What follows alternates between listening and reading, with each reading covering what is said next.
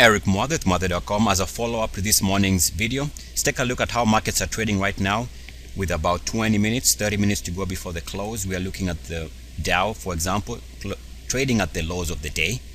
And we can see why if we take a look at the charts that we had looked at early in the morning. And it all makes sense because now we are looking at the Dow transports as they continue to press below 30.90 on the daily.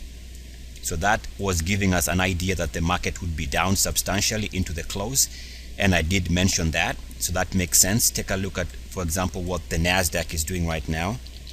And on the NASDAQ daily, we can see that after this morning's slight move, somewhere around there, we finally broke down and we did close or closing below 30.90 on the daily RSI, which suggests that this is going to be a confirmed down close into the very last, probably last couple of minutes into the trade. This is what happens when markets slash below 30.90. And we see that, let's take a quick look here at the S&P 500 on the daily. We also see that it is coming very close to moving below 30.90.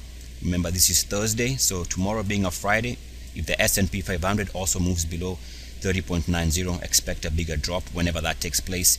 Take a look at the Dow on the daily for right now, and the Dow is showing that it is finally also joining the other markets trading below 30.90 on its daily RSI, which is why we are having this big plunge.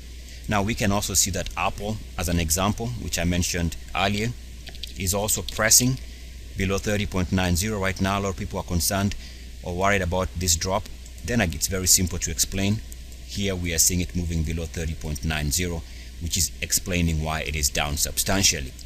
Also, let's take a quick look here at the weekly chart for the S&P 500, and what we see is this big drop. Why is this big drop taking place? Well, it's similar to what happened here. This big drop also is because S&P 500 during this week was moving below 50 on its weekly RSI. We discussed this before the week started, that if we drop below 50, expect a big down week, and we are dropping below 50 this week. So that explains that. Also take a look at the Dow. We can see on the weekly chart the Dow is having this huge drop. Why? Because it's moving its weekly RSI below 50. And here's what's concerning for the month. As of right now, the Dow itself for the month of January 2016 is moving its monthly RSI again below 50. So if it stays below 50, this is going to be a big down month into the end of the month. So that's a part of the aspects that we are looking at from a technical angle, and it looks like more and more this market is not acting well.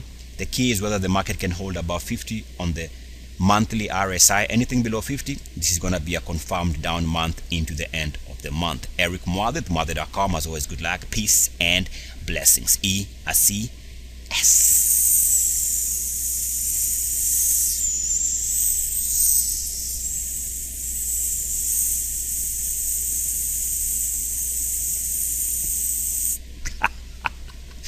Oh, that's funny. I am out.